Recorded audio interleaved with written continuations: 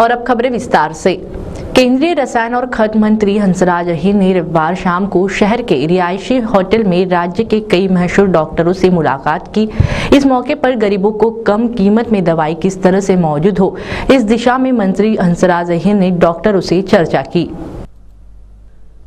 रविवार शाम को शहर के रिहायशी होटल में केंद्रीय रसायन और खाद्य मंत्री हंसराज अहीर ने राज्य के कई मशहूर डॉक्टरों से मुलाकात की। इस मौके पर गरीबों को कम कीमत में दवाइयां किस तरह से मौजूद हो, इस दिशा में मंत्री जी हंसराज अहीर ने प्रयास किया। हंसराज अहीर ने कहा कि आज के हालात में गरीबों को कीमती दवाइयां खरीदना असंभव सा हो गया है। ऐसे में वह कोशिश कर रहे हैं कि सरकारी औषधालय के साथ ही प्राइवेट औषधि की दुकानों में भी सस्ती दवाइयां उपलब्ध हो सके। देखिए, मेरे मंत्रालय में ड्रग पॉलिसी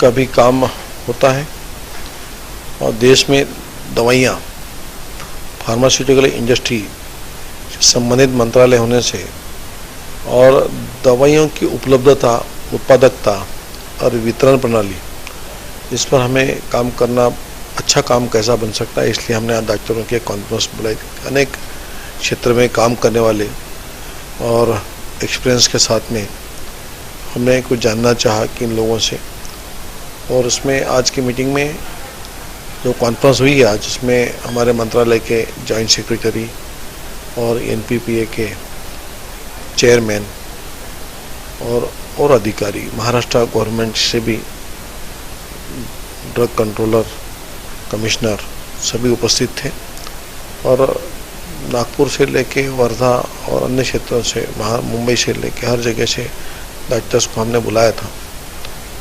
और यहाँ पर सभी के विचार इसलिए लिए हमने कि हम इसमें नया क्या कर सकते हैं। परंपरागत पद्धति हम देख रहे हैं, लेकिन देश के उन गरीब लोगों को सस्ती दवाएं उपलब्ध होना और कैसी मिल सकती है, अवेलेबल कैसी हो, आसानी से कैसी मिले, और उसमें जो पॉलिसी बनती है डीपीसीओ में, और उसमें से कुछ दवाइयों को हम रेगुलर उत्पादन उसका कैसे हो सकता है, उसकी कमी ना हो, यहाँ से लेके हर चीज पर विचार विमर्श हुआ है। इस मौके पर मौजूद डॉक्टरों ने बताया कि पहली बार किसी केंद्रीय मंत्री ने खुद होकर डॉक्टरों के साथ मीटिंग कर इस गंभीर और महत्वपूर्ण विषय पर चर्चा करने में दिलचस्पी दिखाई, जो वाकई में काबिले गौर की बात है। उन्होंने बताया कि पिछले 35 सालों में किसी भी मंत्री ने इस विषय पर गंभीरता नहीं दिखाई। इस विषय पर काफी चर्चा हुई है। आदरणीय हंसराज जी ने आपको सविस्तर माहिती दी। मैं सिर्फ एक पॉइंट कहूंगा कि वहां पर जो लोग जो इस फील्ड में तकरीबन 30-35 साल से काम कर रहे हैं, उनमें से अच्छे तज्ञ लोगों ने ये कहा कि 35 साल से वो सरकार को एक सरीखा पत्र लिखते हैं, रिप्रेजेंटेशन देते हैं, इसके बदले में मीटिंग मांगते हैं, लेकिन पिछले 35 साल में आज तक किसी भी मिनिस्टर ने इन सोशल ड्रग एक्टिविस्ट के साथ में कभी मीटिंग नहीं ली।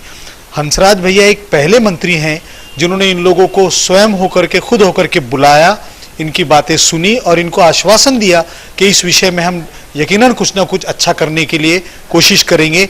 हम आदरणीय मंत्री जी के आभारी हैं। Thank you. केंद्रीय मंत्री हंसराज अहीर ने बताया कि पूरे देश में लगभग 3000 दवाई की दुकानें खोलने का उनका ध्येय है, जिसे पूरा करने के लिए वो जी तोड़ कोशिश में लगे हैं।